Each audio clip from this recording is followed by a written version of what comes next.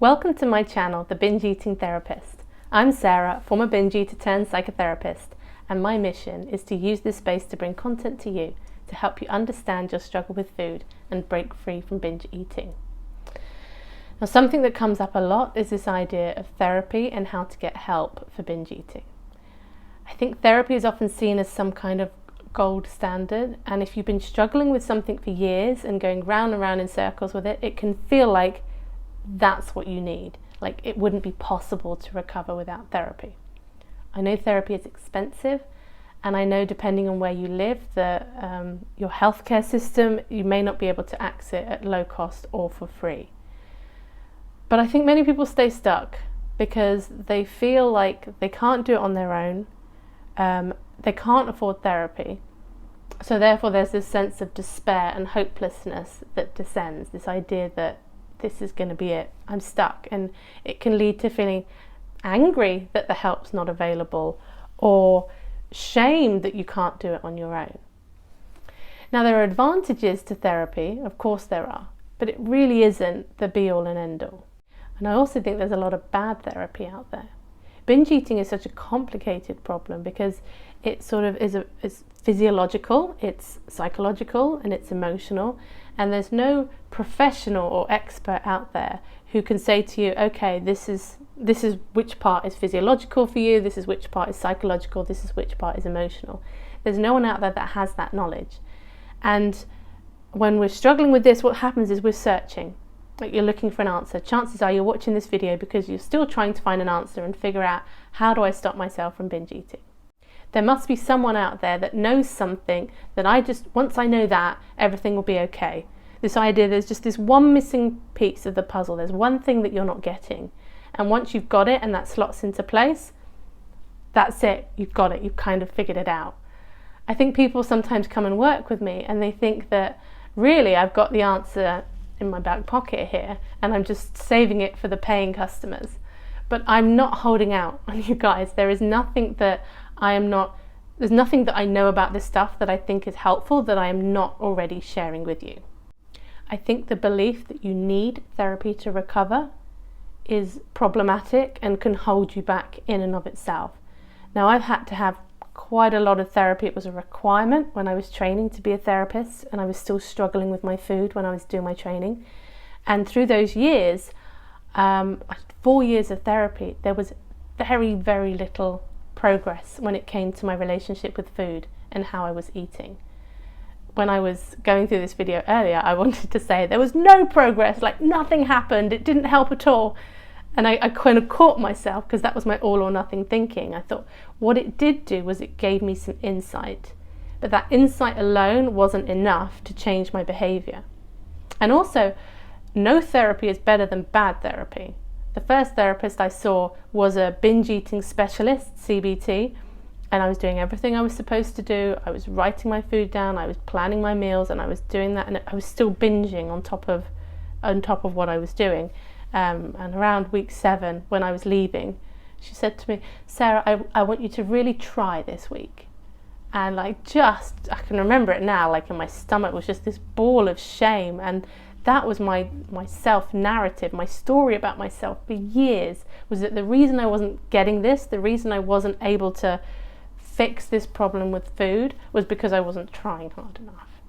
I also had another therapist recommend the 5-2 diet. All the therapy I kind of had while I was training, none of that was specific to binge eating. I spent a lot of time talking about it in therapy, but I always had this sense that they just didn't understand at all. And it actually made me feel more isolated and more wrong because they didn't get it. They couldn't get it. And they were probably frustrated with hearing me come in week after week and saying the same thing over and over again. So it kind of got stuck in this cycle. Often people will ask me, well, if I have therapy, how long does it take to recover? And of course, the answer is always going to be, it depends. But the change doesn't happen in the 50 minutes a week that you might sit in therapy. The change happens with what you're willing to do between sessions. And by doing, I simply mean like how much energy and attention you're willing to bring to it. So that doesn't take more time. It's just so often we go around in autopilot and we don't want to think about what's going on for ourselves. We don't want to look inwards. So we're just going about our lives. It's that willingness to pay attention to ourselves. That's when change starts to happen. But I think the reason we find that so hard is because we feel ashamed of what we see. So it was all very well me getting this insight when I was in therapy, but it just made me feel worse about myself, the fact that I couldn't seem to do anything about it. So if we look at the potential benefits of therapy and then think about how you could start to do that for yourself, hopefully that's what will make this video useful to you. So one of the things that people might hope for in therapy is to get some tools to deal with whatever the situation might be. If you went to therapy for anxiety, they might teach you some grounding tools or some breathing techniques. There are different things that I teach and whatever, and all of it's out there. It's already on my videos, any of the tools that I've shared. And there are so many other people out there. There are experts in every field out there giving out this free content. The information is there. It's free, available on podcasts, books. Okay, books aren't free, but they're relatively low cost. YouTube channels, all of that kind of thing. You might have to rummage a bit more to find it, but the information is there. So if it's information that you're hoping to get from therapy, that is already available for little or no cost. So I still go to therapy now, and the reason that I go to therapy is I talk about it as it's like a discipline. So for me, it's 50 minutes a week where I am forced to be introspective, to pay attention to what's going on. I think when you start being more interested in your reactions and your thoughts and how you are and what your belief systems are, you very quickly see the advantages of being more aware of what's going on for you moment by moment. It's like, I always say, I think the things that really trip us up and lead us into self-sabotage are the things that are back there in our subconscious. So when we make them conscious, it's not that suddenly fixes everything, but it does shift the dynamic somewhat. So if you can't get therapy, you're not going to have that external accountability. But it is possible to create something for yourself.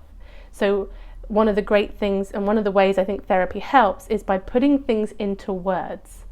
When we put words on something that we just couldn't find the words for before, they become a concept. They start to have meaning, and now we can question that meaning and try and do something different with it. But when it's just this sort of vague sense, I often say that if me or somebody says something to you and it really resonates, I think it's because you already knew that, you just didn't have the words for it. It was back there, and now it's been brought forward, so it feels like this, wow, incredible realization. But you did know it, but it wasn't there, so it couldn't be used. So the easiest and cheapest way to do this for yourself is through journaling, is sitting down and writing, and trying to write in different states, to write when you're feeling annoyed and agitated, to write when you're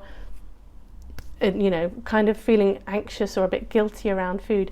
Getting it out, putting it into words, pulling it out of your mind, it starts to untangle it a little bit. The disadvantage, I suppose, with doing it like this is you don't have another person there to respond to you. One of the things that really helped me that was outside of therapy, and I'm not an advocate for them by any means, was actually OA meetings. There was something about going to a meeting, hearing other people's experiences, being able to say my experiences out loud. So I was hearing myself for the first time too. And then after the meeting, there was a bit of a social element too. So it's more possible than ever in these online spaces to find people who are going through a similar thing to you. You know, you've got social media, you've probably got meetup groups and all kinds of other places like this to find people. If the community doesn't exist that you want, maybe consider setting it up. To not feel so alone in this really helps with the shame reduction, and I think shame stops us from taking action. Shame is I think the biggest block to recovery, more than not being able to access therapy, more than even the black and white thinking. It's the shame.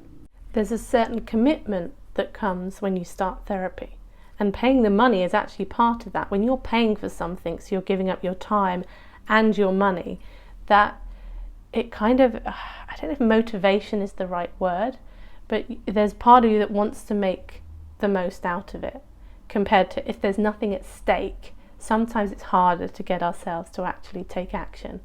But I went to therapy for years, just going through the motions and thinking, when is this therapy going to work? Because I didn't understand it's about what goes on between the sessions. That was never pointed out to me. I mean, maybe I wouldn't have listened if it had been. I don't know. I often say the stuff we realise for ourselves is the stuff that is the most powerful to bring about change. You know, one thing that's harder to do for yourself that I do remember did help in therapy was around the catastrophization. So when you are looking at your mind and starting to notice the black and white thinking, it is helpful when someone points it out to you. So I remember one occasion early on in therapy where I had gone to the local store to buy my binge foods, and I was about to walk in and there was a homeless guy sat by the door. And when I was in that kind of state, that pre-binge state, like there's a sort of agitation and a rush about it, and you kind of got these blinkers on, so you don't want to connect with the world. And this guy asked me for some money, and I didn't want to be there. I didn't want to be seen, and I just carried on. I walked into the store and I bought all my binge foods and I went home and binged, and I felt so ashamed. I felt so ashamed that I would walk past a homeless, hungry person, not give them money, and then go and spend a load of money on binge foods and go home and binge. And I went into therapy distraught about this and about myself. And I remember, I think I was crying and catastrophizing and this awful thing that I'd done. I don't remember exactly what she said, but she was so stern with me.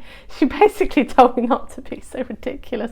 And I remember being a bit shocked by the strength of her response, whatever it had been. And for the first time, I remember stopping and thinking, oh, like, is this true? Am I as bad as I'm telling myself? So this is the key thing. You want an answer, this is the answer. It's as simple as this. Do not believe everything you tell yourself. Do not believe everything you think, and do not believe everything you feel.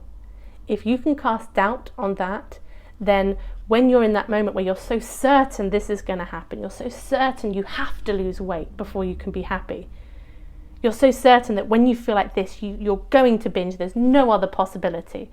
When you start to create doubt there, that's when things start to shift. That's as simple as I can break it down, and the most important lesson that I learned for myself. But I can tell you it and it might make sense, but until you learn it and experience that for yourself through noticing how your mind works, it's going to be a challenge until you get to that point. So those are just some thoughts on therapy. I really hope there was something useful in here for you. Thanks for being here, and I will see you on the next video.